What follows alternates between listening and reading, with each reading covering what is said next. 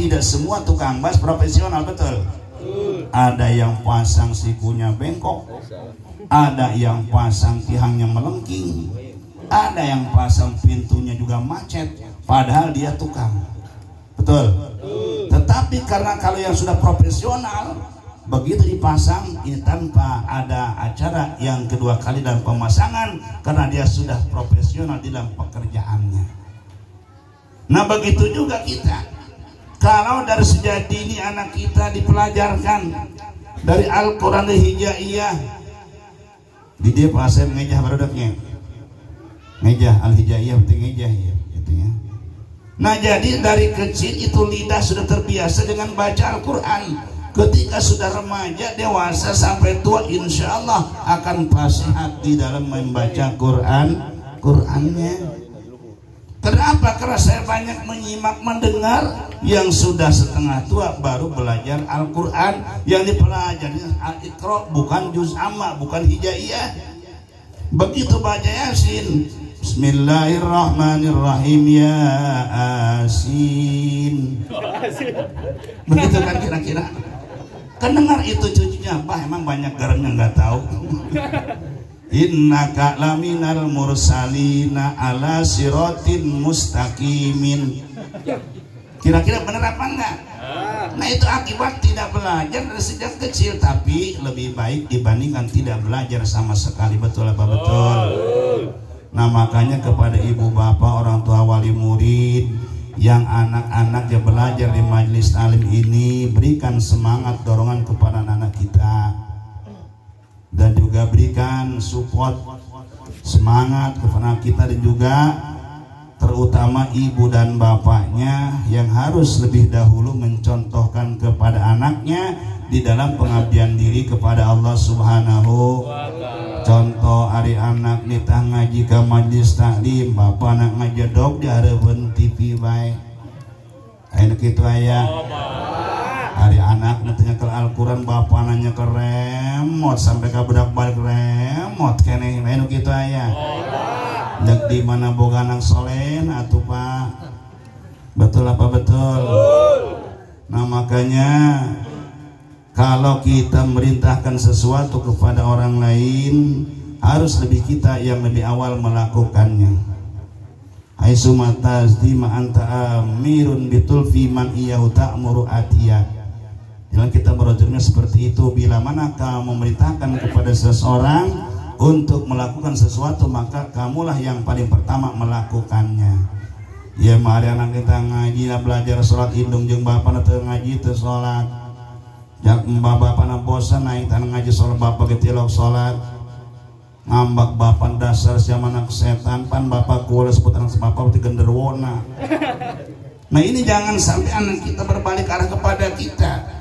Nah justru kita anak kita agar menjadi anak yang soleh, maka ibu dan bapaknya harus menjadi bapak yang soleh dan istri yang solihah. Amin ya robbal. Minimal ketika di hadapan anak, berikanlah contoh akhlak yang terhormat, akhlak yang baik, agar anak kita pun ikut-ikutan berakhlak yang baik. Amin ya robbal. Nah karena apa? Karena Pak Ustadz mah hanya sebatas di majelis taklim. Kemudian setelah pulang, kewajiban yang mengajar, mengontrol anak-anak, ada ibu dan bapaknya. Karena kalau Ustadz tidak mungkin mengontrol selama 24 jam, paling 1 jam. Itu pun sudah terasa pegal, makanya harus ada kebersamaan antara ibu dan bapak, dan juga yaitu murid dan juga yang mendidik muridnya. Nah kemudian andai kata Pak Ustadz Asep ini ada kesalahan karena masih muda ya, nah kita harus saling mengingatkan, saling memaafkan. Karena yang namanya manusia mahal khotawan nisyan, tempatnya dosa dan salah. Nah begitu juga andai kata orang tua murid ada kesalahan kehilapan, maka Ustadz Asep pun harus saling memaafkan dan memakluminya. Maka saya sarankan di majelis talim ini mungkin setelah mengadakan milad yang pertama ini untuk semakin ditingkatkan, disiarkan, terutama di dalam pembinaan pendidikan kepada para murid-muridnya. Untuk lebih maju dan bersiarnya, maka syarat utama adalah orang tuanya harus mendukung. Anak-anak kita ketika maghrib, anak kita dikontrol kira-kira berangkat apa enggak ke majelis taklim. Karena saya sering melihat anak-anak berangkat mau ngaji pakai peci, pakai kop, pakai sarung, ternyata ngampar di lapangan bola. Bapaknya tenang di rumah, ditanya, "Pak, sok ngaji anaknya?" "Oh, anak ronggol putih, buat jam 12 sore mah di lapangan lain di majelis." Banyak yang begitu. Karena saya sering menemukan anak seperti itu. Maghrib berangkat pakai koko, bahkan bawa sajadah. Pas masih lurusnya ke arah selatan, dia belok ke arah barat, ke lapangan bola, ke Batako. Jam 12 pulang, ibunya mah tenang aja nonton sinetron di rumah. Pulang nggak ya, yang rajin aja belajarnya. "Iya bu." Ngan sakit kita apa-apa sing rajin belajar uli di lapangan. Nah makanya ini saya tekankan agar ibu dan bapaknya mengontrol anak-anaknya. Bila perlu kalau ada selentingan anaknya suka datang ke majelis taklim, tanyakan ke ustadznya, "Pak Ustadz, benar anak saya ini pernah datang?" "Oh iya." Nanti kita mencari solusi yang terbaik agar anak kita semakin hari semakin menjadi anak yang soleh dan ujung-ujungnya menjadi insan al-muttaqin, yaitu insan yang bertakwa kepada Allah Subhanahu wa ta'ala. Mengapa demikian? Karena manusia tidak mungkin menjadi insan yang bertakwa kepada Allah kalau tidak didasari dengan ilmunya. Bahkan ketika ibadah tanpa ilmunya, ini tidak akan diterima oleh Allah Subhanahu wa ta'ala ibadahnya. Mengapa demikian? Karena kata Ibnu Ruslan di dalam kitab Zubad, "Fakullu man bighairi ilmin ya'malu amaluhu mardudatun la tuqbalu." Setiap jalma ibadah tapi teu make ilmu, na eta ilmu ibadahna ditolak moal ditarima ku Gusti Allah. Geus anak urang yang jadi ahli ibadah yang diterima ibadahna ku Allah. Supaya jadi orang yang alim, yang berilmu agama, insan yang muttaqin, maka pertahankan anak kita dimanapun ia belajar, entah di majelis taklim al-hijaiyah atau mungkin majelis taklim yang lainnya, agar anak kita dari sejak dini hingga dewasa mempunyai akhlakul karimah, akhlak yang terpuji yang bersumber dari akhlak Rasulullah Muhammad sallallahu alaihi. Karena anak kita, harta kita, kalau kita tidak mensinergikan kepada jalan Allah, ini akan menjadi fitnah, ujian, cobaan, bahkan tidak ada manfaat di hadapan Allah Subhanahu wa ta'ala. Yauma la yanfa'u malun wa la banuna illa man atallaha biqalbin salim. Pada hari kiamat la yanfa'u malun, tidak ada manfaatnya harta yang kalian miliki, wala banun, dan anak-anakmu yang jadi profesor, yang jadi dokter, yang jadi dokter, mantri dan menteri, semua tidak ada manfaat di hadapan Allah. Illa man atallah biqalbin salim, terkecuali orang yang datang menghadap Allah dengan hati yang selamat dari penyakit hati ujub, ria dan takabur. Harta kita akan menjadi fitnah, ujian dan cobaan. Anak kita akan menjadi fitnah bagi kita kalau memang itu anak kita tidak dibekali oleh ilmu agama. Nah makanya lebih baik kita mewariskan ilmu kepada anak kita dibandingkan mewariskan harta benda. Yang paling terbaik ya ilmu, ya harta benda. Karena ketika anak kita diwarisi harta benda tapi tidak ada ilmunya, mungkin tidak akan bertahan itu harta bendanya. Tetapi ketika anak kita diwarisi ilmu agama, fa insyaallah itu ilmu akan semakin bertambah, harta benda akan semakin berdatangan. Contoh Nabi Sulaiman, ketika Allah perintahkan agar memilih di antara tiga, pertama ilmu, yang kedua adalah kepangkatan, kerajaan, yaitu yang ketiganya adalah tentang tahta. Nah maka Nabi Sulaiman memilih ilmu. Fakhtara ilma, Nabi Sulaiman ilmu, maka setelah Nabi Sulaiman dapat ilmu, nah akhirnya ilmu ia miliki, kemudian kerajaan dunia ia miliki, yang ketiganya termasuk yaitu keluarga yang sakinah, yakni wanita, Nabi Sulaiman memiliki dengan penuh ridha Allah Subhanahu wa ta'ala. Nah, maka oleh karena itu agar anak kita tidak menjadikan fitnah cobaan bagi kita, anak kita ajarkan kepada menuju keimanan kepada Allah Subhanahu wa ta'ala. Dan harta kita, andai kata harta tidak akan difitnah bagi kita ketika harta kita sinergikan, kita gunakan untuk infak fisabilillah.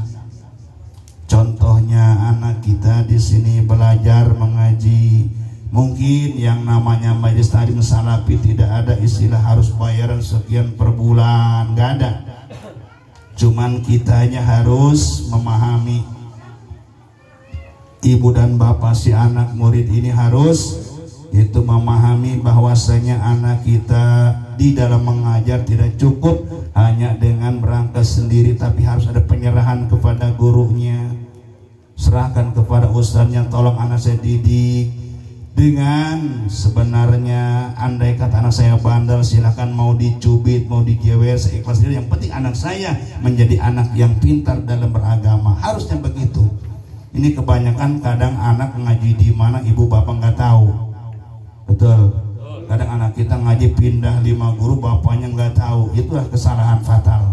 Nah, makanya yang paling terbaik ibu dan bapaknya datang kepada ustadznya, bawa anaknya, serahkan itu anak, agar nanti anak kita tidak menjadi anak yang menjadi fitnah di hadapan Allah Subhanahu. Dan kedua, hartanya, andai kata kita ada lebih dari cukup, sisakan untuk sedekah bulanan atau mingguan demi untuk anak kita belajarnya semakin semangat. Karena di dalam kitab Ta'lim Muta'alim, ketika seseorang mencintai ulama, mencintai para pejuang agama, pasti nanti anaknya ada yang menjadi orang yang berilmu agama. Amin ya Rabbal. Andai kata anaknya tidak ada yang jadi, suatu saat pasti cucunya ada yang menjadi ahli ilmu agama. Andai kata cucunya tidak ada, pasti cicitnya nanti suatu saat akan ada yang cinta ulama dan mencintai dan berilmunya ilmu para ulama. Amin ya Rabbal.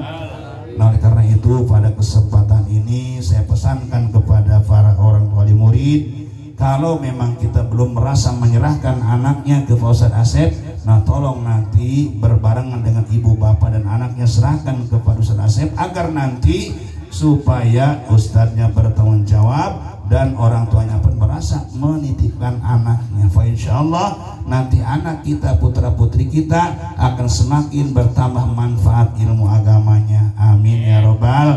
Nah, mungkin itu saya tausiah dari saya, karena masih ada pengajian satu tempat lagi. Andai kata ada kata yang salah, mohon dibukakan pintu maaf yang seluas-luasnya. Dan yang terakhir, mari kita bersama-sama berdoa kepada Allah Subhanahu wa ta'ala. Mudah-mudahan dengan wasilah doa kita bersama, kita diberikan kekuatan iman Islam oleh Allah Subhanahu wa ta'ala, serta kesehatan lahir dan batin, serta mudah-mudahan majlis ta'lim ini semakin hari semakin diberikan oleh Allah Subhanahu wa ta'ala murid dan guru yang diberikan ketawakalan, kesabaran oleh Allah Subhanahu wa ta'ala, serta ilmu yang manfaat dunia dan akhiratnya. Bi barakatil Fatihah. Bismillahirrahmanirrahim. Ar-Rahmanirrahim. Maliki yaumiddin. Iyyaka na'budu wa iyyaka nasta'in. Ihdinas siratal ladzina an'amta 'alaihim ghairil maghdubi 'alaihim waladdallin. Amin.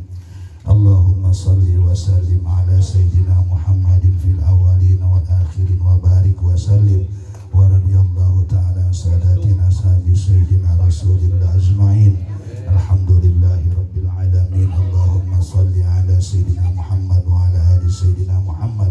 Allahumma ij'al jam'ana hadza jam'a marhuma wa tafarruqana min ba'di fi hadzal majlis tafarruqan ma'suma wa dhamma maghfura wa sa'yan mashkura wa tijaratan lan tabur. Allahumma ij'al lana wa auladana wa talamizana min ahli al-ilmi wal khair wa la syai'in qadir. Allahumma ij'alna muta'allimin rasikhina fil ulumid diniyah bi barakati wa mu'jizati Rasulillah Muhammadin sallallahu alaihi wasallam. Rabbana taqabbal minna innaka antas sami'ul alim wa tub alaina innaka antat tawwabur rahim. Wa sallallahu ala sayyidina Muhammadin wa ala alihi wa sahbihi wasallam. Subhana rabbika rabbil izzati amma yasifun wa salamun alal mursalin walhamdulillahi rabbil alamin. Hadanallahu wa iyyakum ajma'in wallahul muwaffiq ila aqwamit thoriq. Wassalamu alaikum warahmatullahi wabarakatuh.